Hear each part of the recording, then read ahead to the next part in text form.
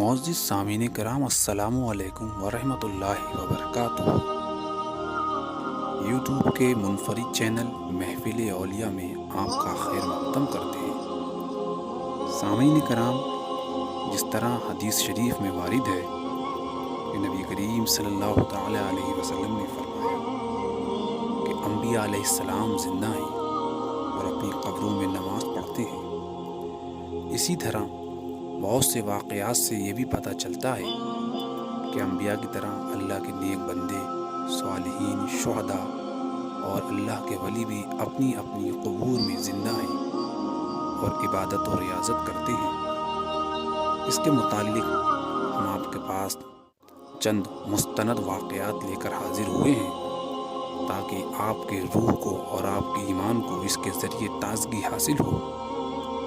لیکن اس سے بیشتر ہم آپ سے گزارش کرنا چاہیں گے کہ محفل اولیاء کے اس چینل کو سبسکرائب کریں اور بیل آئیکن کو بھی ضرور پریس کر دیں تاکہ آئندہ آنے والی اولیاء کرام کی کرامات اور ان کی حالات پر مشتمل ویڈیوز آپ تک باقاعدگی کے ساتھ پہنچتی رہیں۔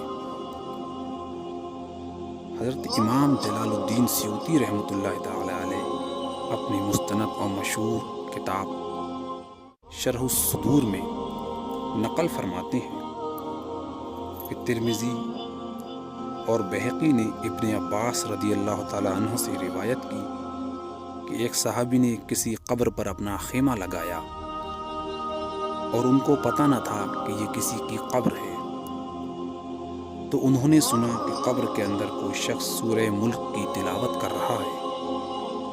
جب وہ پوری سورہ ملک پڑھ چکا تو وہ صحابی نبی کریم صلی اللہ علیہ وسلم کی خدمت میں آئے اور واقعہ بیان کیا تو آپ نے فرمایا کہ یہ عذاب سے نجات دلانے والی اور عذاب سے روکنے والی صورت ہے۔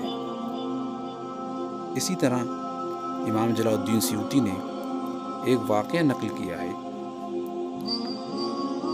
ابو الحسن بن برا کتاب الروضہ میں اپنی سند سے روایت کرتے ہیں کہ ایک گورکن نے مجھے اطلاع دی کہ مجھے قبر کھودتے وقت ایک اینٹ نظر آئی۔ جب میں نے اس اینٹ کو سونگھا تو اس میں سے مشک کی سی خوشبو آ رہی تھی، اور میں نے اس قبر کے اندر جب جھانک کر دیکھا تو ایک کوئی بوڑھا شخص اس میں بیٹھا قرآن کریم کی تلاوت کر رہا تھا۔ یہ کوئی اللہ کا نیک بندہ رہا ہوگا جو اپنی قبر کے اندر بھی قرآن حکیم کی تلاوت کر رہا ہے۔ اسی طرح ایک واقعہ اور نقل فرماتے ہیں۔ ابن مندہ نے عاصم سقطی سے روایت کی، انہوں نے فرمایا میں نے بلخ میں ایک قبر کھودی تو اس میں ایک سوراخ نظر آیا۔ اس میں جب دیکھا تو ایک شخص جو بہت بوڑھا تھا اور سورج شخص سے بھی نیک اور اللہ کا کوئی ولی معلوم دے رہا تھا، وہ بیٹھا ہوا تھا اور وہ بھی قرآن کریم کی تلاوت کر رہا تھا۔ ایک اور واقعہ نقل ہے کہ ایک گورکن کہتا ہے کہ میں نے ایک قبر کھودی لیکن اس میں دوسری قبر کی طرف راستہ نکل آیا، تو میں نے دیکھا کہ ایک حسین و جمیل، عمدہ کپڑے اور بہترین خوشبو والا جوان اس میں پالکی مارے بیٹھا ہے اور قرآن حکیم کی تلاوت کر رہا ہے۔ نوجوان نے میری طرف دیکھ کر کہا کیا قیامت برپا ہو گئی؟ میں نے کہا نہیں۔ تو اس نے کہا جہاں سے مٹی ہٹائی تھی وہیں رکھ دو۔ تو میں نے مٹی وہیں رکھ دی۔ یہ واقعہ ابن نجار نے تاریخ بغداد میں بھی نقل کیا ہے۔ ذرا آپ سامعین کرام اندازہ لگائیے کہ کیسے کیسے اللہ کے ولی اور اس کے نیک بندے ہیں جو اپنی قبروں میں بھی دنیا کی زندگی کی طرح حیات ہیں اور قرآن کریم کی تلاوت بھی کرتے ہیں اور اس میں نمازیں بھی ادا کرتے ہیں۔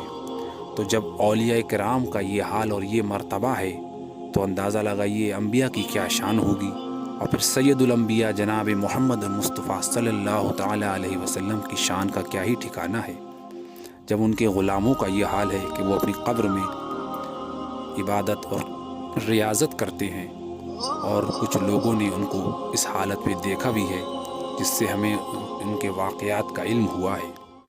سامعین کرام، آج کے یہ واقعات ہم یہیں پر ختم کرتے ہیں، اور آئندہ آنے والی ویڈیو کے لیے ہمیں آپ ضرور ہمارے چینل کو سبسکرائب کریں تاکہ ہماری حوصلہ افزائی ہو اور ہم ایک سے ایک اچھے معلوماتی واقعات اولیاء کرام کی زندگی پر مشتمل آپ تک پہنچاتے رہیں۔ السلام علیکم ورحمۃ اللہ۔